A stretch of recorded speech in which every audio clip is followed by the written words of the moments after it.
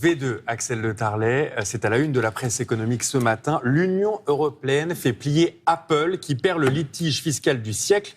C'est la une du Figaro économique. Voilà, litige fiscal du siècle, parce que vous savez combien va devoir payer Apple en amende ? Quelques millions ? Des milliards d'euros. Vous avez raison, en général, les amendes, c'est en millions, en centaines de millions. Là, c'est 13 milliards d'euros. C'est plus que le budget de la justice, par exemple. Pourquoi ? Parce qu'en fait, Apple, vous savez, quand on achète un Apple en France, Apple fait des bénéfices. Qu'est-ce qu'ils font, ces bénéfices ? Ils ne sont pas du tout taxés en France. Ils remontent en Irlande, c'est la libre circulation des capitaux.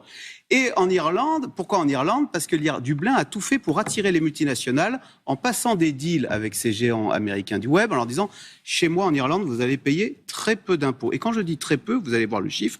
En France, l'impôt sur les bénéfices a été réduit à 25%. Ne le regardez pas, Lucie. Pardon. 25%, on dit c'est pas beaucoup. Non. Regardez combien Apple a payé d'impôts en Irlande. Alors ? Le chiffre, 0,0. Oui, rien du tout. Là, l'Union européenne a dit quand même, c'est du grand n'importe quoi. Ça marche pour les particuliers, ça ?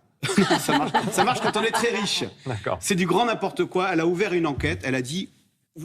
Apple va faire comme toutes les entreprises, elle va payer ses impôts, et donc Apple a été condamné à payer 13 milliards d'euros, et Apple demande à l'Irlande d'accepter ces 13 milliards d'euros, parce que vous savez, le gag ultime, c'est que l'Irlande dit « Ah ben non, moi je ne veux pas qu'on paye des impôts chez moi, c'est la clé de l'attractivité. » Donc l'Irlande refusait le chèque d'Apple. Alors on demande, non seulement Apple va payer, mais l'Irlande va accepter. Voilà. Très bien, et en fait l'Irlande a été accusée d'être un paradis fiscal. Donc il y a eu quoi, des changements ? Ils ont dû renoncer à certaines pratiques du coup, non ? Alors voilà, l'Irlande a été accusée d'être non coopérative. Vous avez raison, elle a mis fin à ce dispositif qui lui permettait d'offrir quasiment zéro impôt sur le revenu. Oui, on peut mettre les mots sur les choses. Parce qu'on n'a pas fait l'Europe pour qu'un pays siphonne toute la matière fiscale, c'est-à-dire la fasse remonter chez elle pour ne pas la taxer. D'autant qu'on parle là d'entreprises qui sont multimilliardaires. Regardez la valeur en bourse de d'Apple. Ah ben c'est beaucoup plus, hein, Apple. C'est 3 000 milliards d'euros.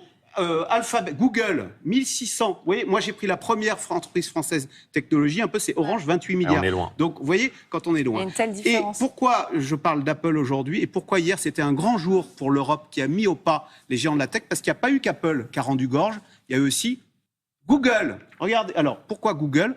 Quelle est la source ? Enfin, on va voir. Quelle était la source ? C'était Google. Comment on fait quand on cherche quelque chose sur Internet ? On va sur le moteur de recherche de Google.